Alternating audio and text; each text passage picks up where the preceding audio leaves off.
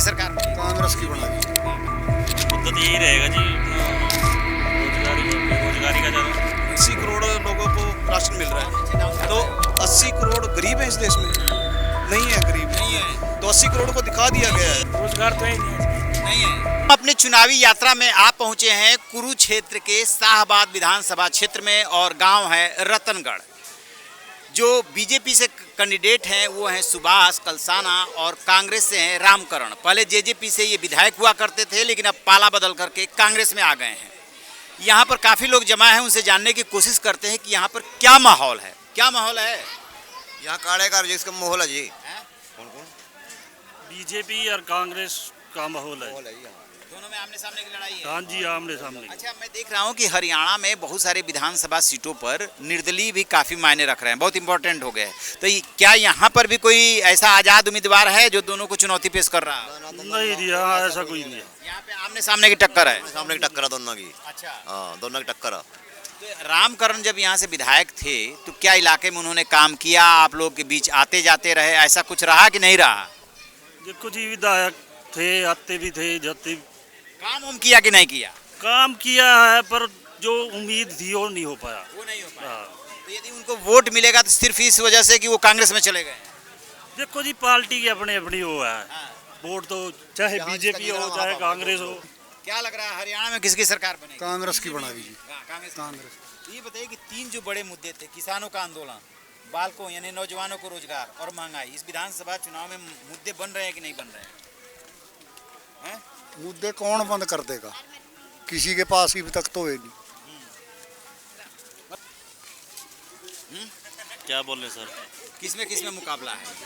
मुकाबला दोनों का है जी। कांग्रेस और बीजेपी, रामकरण और सुभाष में। हाँ जी। और कोई तीसरा आजाद उम्मीदवार भी है?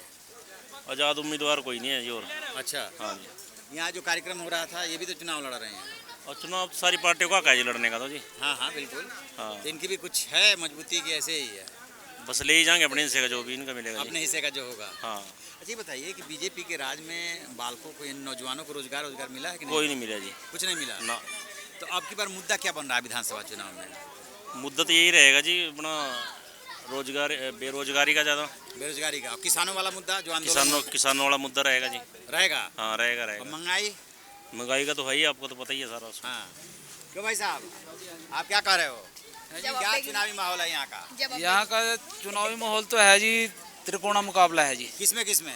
ये बीजेपी और कांग्रेस में, और ये तीसरे आशा पठानिया के साथ। अच्छा, हाँ जी। ये भी है मुकाबले में? हाँ जी, तीसरे नंबर पे आशा पठानिया रहेगी शाहबाद से जी। और ये इनका जो रामकरण काला है, और जी एक यहाँ के है जो कलसाने वाला है जी, इनका टक्कर है जी दोनों क्या। कलसाना कौन? सुभाष कलसाना की बात कर रहे हैं? हाँ, सुभाष कलसाना। अच्छा, तो बीजेपी से हैं? बीजेपी से। रामकरण कांग्रेस से हैं? कांग्रेस पहले से। रामकरण थे जेजेपी में, 5 साल विधायक रहे, कभी झांकने आए यहाँ? यहाँ कुछ किया? आया था जी, झांकने के लिए भी आया। काम किया? और काम किया है जी। अच्छा। 7 लाख की ग्रांट दी है जी रविदास मंदिर में जी। अच्छा। हाँ जी, उसने काम किया जी। और जो नाले का विकास है वो भी अधूरे में पड़ा है जी। माहौल का क्या ही, माहौल तो पब्लिक के ऊपर डिपेंड है। हाँ, तो आप बताओ, आप पब्लिक हो, आप ऐसा है, जो हमारे पुराने प्रत्याशी रहे हुए हैं रामकरण काला जी, जोर तो चल रहा है उन्हीं का जी। अच्छा। तो कांग्रेस से टिकट डिपेंड कर रहे थे कुछ और 3 प्रदर्शक, अच्छा। जो उनको मिल नहीं पाई, वो इससे ज़्यादा डिजर्व करते थे। पर कांग्रेस से अब मिली है इनको टिकट, तो पूरा हल्का साथ दे रहा है। साथ दे रहा है? हाँ जी, हाँ जी।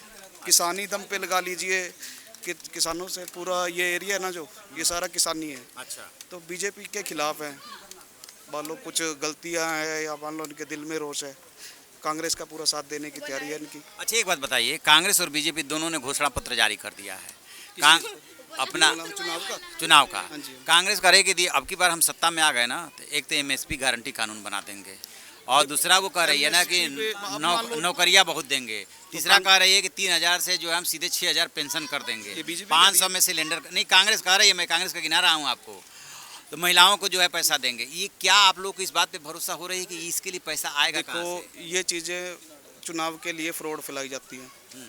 जितना आप पब्लिक को दोगे, पेंशन 6000 कर दो, 6 की जगह 10,000 कर दो, तो और मंगते बना रहे हैं पब्लिक को। ये कोई वाव थोड़ी ना है, कोई अच्छी चीज़ थोड़ी ना है।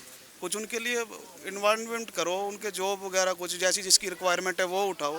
ये तो पब्लिक को और नीचे डाउन करने वाली फाल है। हाँ, कि काम करने की जरूरत नहीं है। यार वो हो रहा है पिछले कई सालों से। अब ये 5 किलो वाली बात बहन कह के गई है, तो ये सच है हमारे लिए।